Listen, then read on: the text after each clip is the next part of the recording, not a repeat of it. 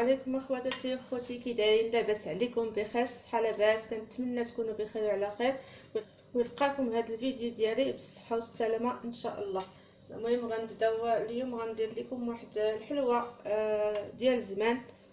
كلشي يمكن كلشي كيعرفها. كتجي زوينه بزاف، كتعجب الكبار والصغار. المهم غنبداو على بركه الله. غادي ندير 4 البيضات. المهم راه ما فيهاش الزبده، بدون الزبده. 4 البيضات كيف كتلاحظوا معايا. غندير قبيصه ديال الملح ضروريه في الحلويات. غادي نضيف واحد الساشي ديال الفاني.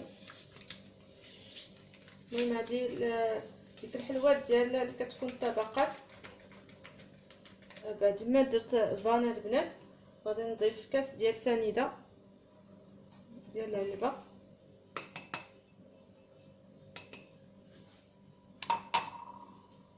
وعندي هنا كاس ديال الزيت غادي نضيفوه ملي غادي نخلط العناصر.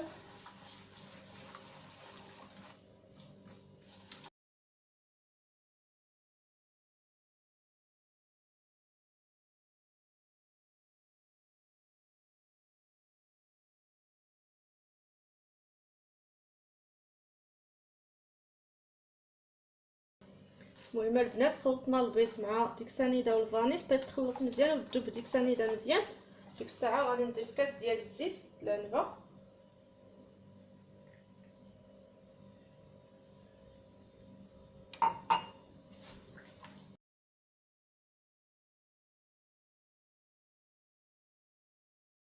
هانتوما البنات. بعد ما خلطت ديك الزيت مع العناصر، انا خديت واحد شويه ديال القشاط الحامض، هكا حكيتها غير نص حامضه.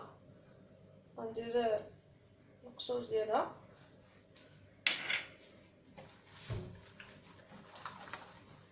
كتجي فيها زوينه. يمكن البنات اللي ما بغاش الحامض يدير قشور الليمون، ولا يتفاداهم بجوج، يديروا غير جوج فانيات باش غير تحيد لينا دوك الصفوريه ديال البيض وتعطي المذاق الحلوه. صافي البنات، دابا عندي هنا الدقيق. المهم تقريبا كتاخذ واحد نص كيلو ديال الدقيق بحال هكاك، المهم على حسب النوعيه ديال الدقيق. المهم انا غادي نعبر معكم، غادي نعمر هاد الزلافه ونرجع معكم. المهم البنات درت هي واحد الزلافه ديال الدقيق غادي نديروها. المهم راه زلافه الدقيق راه كتاخذ تقريبا رابعه.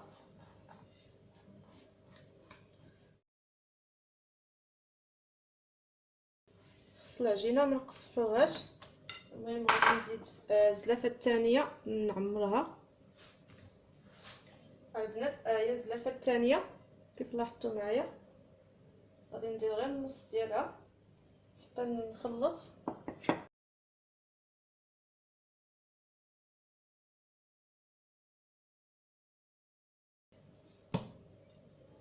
غادي ندير النص الاخرى اللي بقات. المهم درت دابا 2 زلايف ديال الدقيق. 2 زلايف راه هما نص كيلو ديال الدقيق. دابا باقي خصنا شويه الدقيق، حيت على حسب النوعيه كيف ما قلت لكم.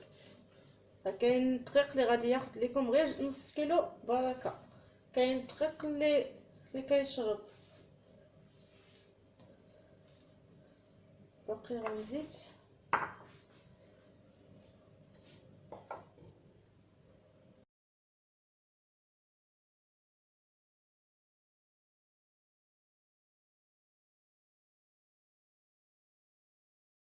هذه زلافه اخرى، يعني زلافه الثالثه، ولكن ما غاديش نديروها كامله. المهم غادي ندير خمالات هما الاولين. عندي 2 خمالات حمرين ديال 8 غرام، يعني 16 غرام مغربلين.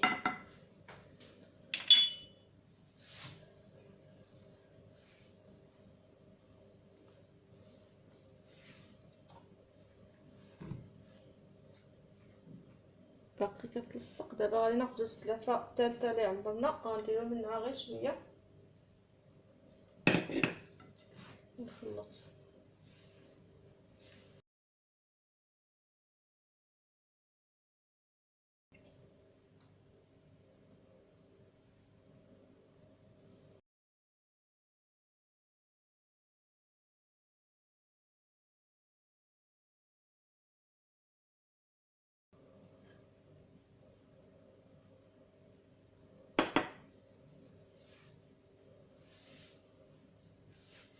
صافي بركه. تقريبا هي هادي خصها تجي ملخوفه شويه، ما تكونش قاصحه. تقريبا درت نص زلافه فايته غير شويه، حيت باقي غنقسموا العجينه، حيت النص غنديروا ليه الكاكاو. صافي انا غنجمعها باش نحيد العجينه اللي في يدي ونتلاقى معكم ان شاء الله. المهم البنات انا جمعتها حيت كتلصق شويه. المهم درت باقي شويه ديال الدقيق. المهم راه بقى ليا غير شويه في الزلافه، غير شويه اللي بقى كيف كتلاحظوا معايا. المهم تقريبا 3 الزلايف قل معلقه ونص تقريبا ديال الدقيق اللي خدات ليا. درت شويه الدقيق هكا حتى جمعتها مزيان. راه كتبقى هكا رطبه، كتلصق غير شويه ماشي بزاف، ما كتلصقش بزاف ولكن كتجي ملخوفه. دابا غادي نقسمها على جوج بحال هكا.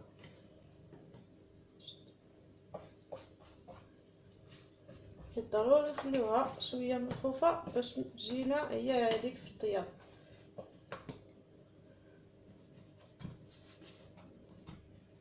نقسموها تكون متساويه.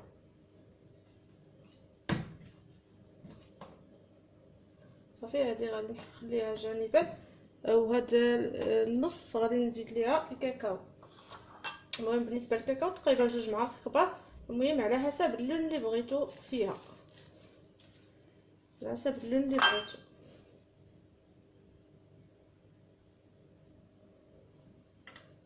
غادي نخلطها. هذه غادي نحيدها باش ما تلونش ليا، نحيدها. دابا غادي نخلط هذه الكاكاو غير بشويه حتى نخلطوها مزيان.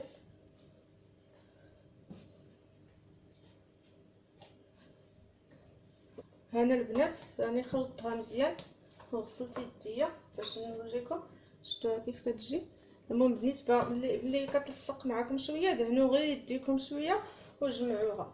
ملي درتو ليها الكاكاو صافي كتبقى بحال هكا. المهم الكاكاو راه بقى ليا منه غير شويه. المهم تقريبا 2 معالق ديال الكاكاو اللي درت. دابا غادي نقسم هذه على جوج يكونوا متساويين، ونقسم الاخرى هاد البيضه حتى هي على جوج. غندهن يديا شويه الزيت حيت الزيت كتساعدك شويه. صافي وكنقسمها على جوج. ملي كنعبروها هكا بيدينا كنعرفوا واش بحال في العبار. صافي دابا حنا درنا 2 كحلين و2 بيضين. دابا غادي نوجد اللاطه ونتلاقى معكم ان شاء الله. المهم البنات راني بديت بالكويره الكحله وشيت شويه ديال الدقيق غير هنا، غير شويه. راني مسحت البوطاجي بالخل ضروري يتعقم. غادي نقصها غير شويه بحال هكا. المهم ديما ديروها مربعه يا اما ديروها دائريه اللي بغيتو. المهم غير شويه هكا.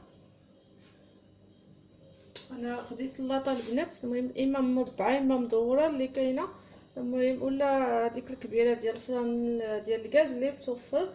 المهم دهنتها بشويه د الزيت. دابا غادي ناخذ هاد الكريسه هذه غادي نحطوها كيف كتلاحظوا معايا، وغادي نورق الثانيه بنفس الطريقه. دابا غادي ناخذ البيضه، غناخذ هاد البيضه هذه كنرش شويه ديال الدقيق غير شويه ما تكثرش.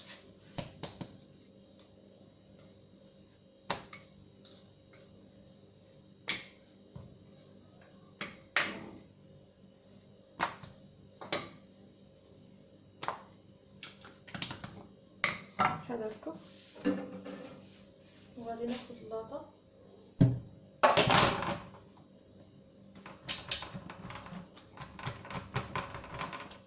غادي نحطها على ديك الكحله تكون مقاده معاها. معرفت واش بانت لكم البنات، المهم وقيلا هكا يعني تكون مقاده مع الكحله، ما تكونش فايته على هذيك الاولى، يكونوا مقادين مع بعضياتهم بحال هكا. غادي نورق عاوتاني الكحله. المهم درنا كحله بيضاء، نديرو كحله من بعد نديرو البيضاء. المهم بنفس الطريقه ما تورقوهاش مزيان البنات، غير شويه تكون مقاده مع هذه، وديك الساعه نحطوها من الفوق.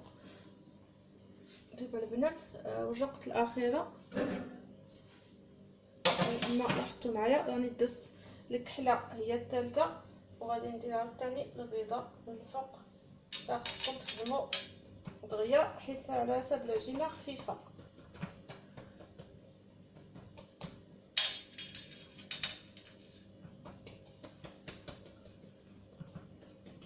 كنتمنى تبان لكم،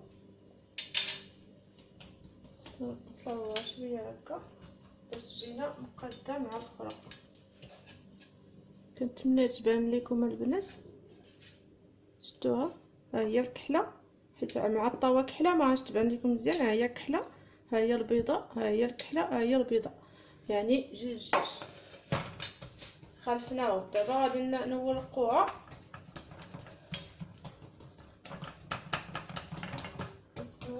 تكون متساويه، ما نرققوش واحد الجهه ونخلي واحد الجهه غليظه، تكون متساويه. هنا البنات يعني قديتها هكا في اللاطه. المهم ما تكونش رقيقه بزاف وما تكونش غليظه بزاف في السمك ديالها. المهم بالنسبه تكون غير مميم، ما نبسطوهاش بزاف حتى تكون رقيقه بزاف، حيت باقي غادي تنفخ شويه. تكون غير متوسطه باش ملي تنفخ على حسب الخميره تجي هي هذه صافي. دابا البنات غادي ندخلها للفران يكون سخون، يكون سخون عادي كيف كنسخنوا الفران، وغادي ندخلها طيب من التحت، تكون العافيه تحت منها حتى طيب من التحت. ديك الساعه نشعلوا عليها الفوق تحمر شويه، ونتلاقى معكم ان شاء الله باش نزينوها. هانتوما البنات ها هي الحلوه ديالي راه طايبه، باقي سخونه شويه كيف كتلاحظوا معايا. غير كيذهب اللون ديالها صافي كنخرجوها. المهم راه كطيب من التحت، عاد كنشعلوا عليها الفوق حتى تذهب اللون ديالها ونخرجوها. بالنسبه للطياب ديالها راه كنديروا العافيه مهيله بحال الشكل ديال لي صابلي والحلوه كلشي. المهم دابا غادي نحيدو هاد الجوانب، ضروري انا بديت من هنا، ضروري كنزولو الجوانب باش تجينا التقطيعه مقاده.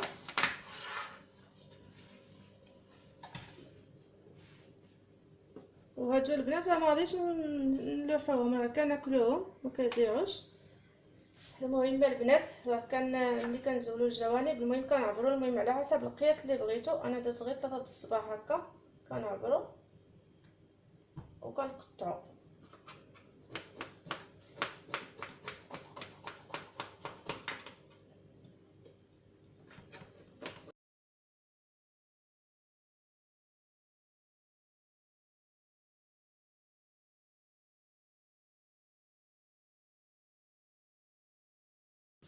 بنفس الطريقه هاد الجهه، اما تقطعوها مستطيلات هكا بحال مستطيلات هكا، اما تقطعوها مربعات. المهم على حسب الحجم اللي بغيتو، على حسب الشكل اللي بغيتو، ولا كتقطعوها هكا معينات بحال الشكل بحال الا كتميلوا هكا. ملي كتقطعوا هكا كتميلوا عاوتاني بحال هذا الشكل باش يجيكم معينات.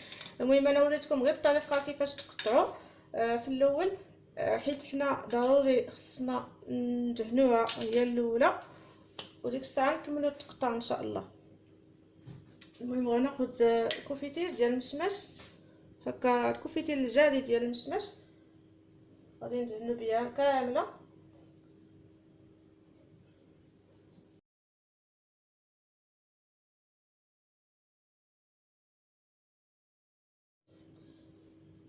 غندهنوها مزيان بالكونفيتير.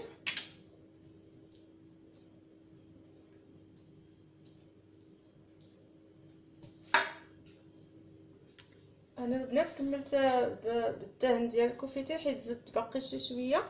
المهم غادي ناخذ نزين بالكو، نزين شي وحده بالكو. المهم يمكن تخليوها مازال ما قطعتوها، دهنوا بالكونفيتير عاد طشوا اللي بغيتو، عاد ديك الساعه تقطعوا.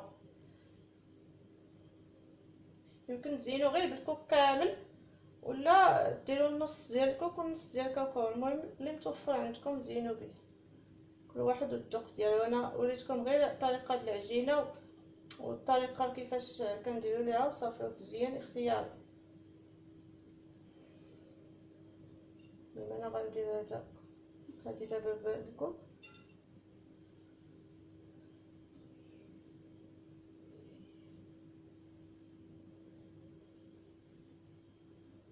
المهم الا غتزينوا بحاجه وحده راه كترشوا كامل من الفوق، ماشي ضروري تقسموها. وهنا غندير كاوكاو محمر مهرمش. فالبنات انا بديت كنقطع، كنتمنى يبان لكم حيت كيبان ليا بحال الا مضبب شويه. المهم غادي كنعلموا شحال غادي نقطعوا، كنعلموا غير هكا بالموس، ديك الساعه كنقطعوا باش يجيونا متساويين.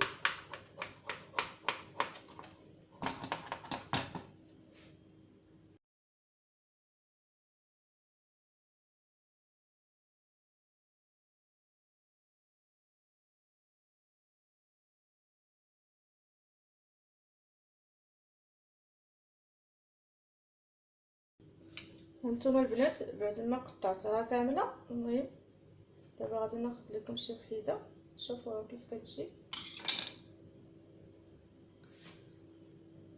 ها هي البنات، كنتمنى تبان لكم مزيان. الطبقه كحله، طبقه بيضاء، طبقه كحله، طبقه بيضاء. هذه اللي درنا فيها الكاوكاو من الفوق. ناخذ شي وحده، هذه اللي درنا فيها الكوك، فيها كاوكاو هنا كيف كتلاحظوا معايا راه كتجي زوينه. خصنا غير من نغلضوهاش وما نرققوهاش بزاف. الا غلظناها راه كتكون هكا بحال الا معجنه من الوسط، وإلا رققناها عاوتاني مزيان راه غادي تجيكم قاصحه. المهم كتكون متوسطه. راه شفتوا كيفاش درنا ليها قبيله في الفيديو. المهم دابا غادي نديرها في طبق التقديم ونتلاقى معكم ان شاء الله. انا كملت معكم البنات الحلوه ديالنا كيف كتلاحظوا معايا. المهم نتوما قطعوها بالشكل اللي بغيتو، يمكن كاع تصغروها اكثر من هكا ولا تكبروها اكثر من هكا. المهم كل واحد وكيفاش بغى يقطعها. المهم هذا ما كان البنات، هذا هو الفيديو ديالنا ديال اليوم. كنتمنى نكون خفيفه ظريفه على قلوبكم وتجربوها ان شاء الله. غير حيت هي راه ساهله، وغير في الطياب خليوها طيب بالخاطر على عافيه مهيله باش تطيب لكم مزيان من التحت وكتنفخ، وديك الساعه حمروها من الفوق. صافي هذا ما كان البنات، وما كتلصقش في اللاطه ما والو كيف ما كتلاحظوا معايا. شفتوها ما لصقت في اللاطه ما والو حيت دهنا اللاطه بالزيت. هذا ما كان البنات، كنتمنى نكون خفيفه ظريفه على قلوبكم، وما تنساوش يا بلي لايك.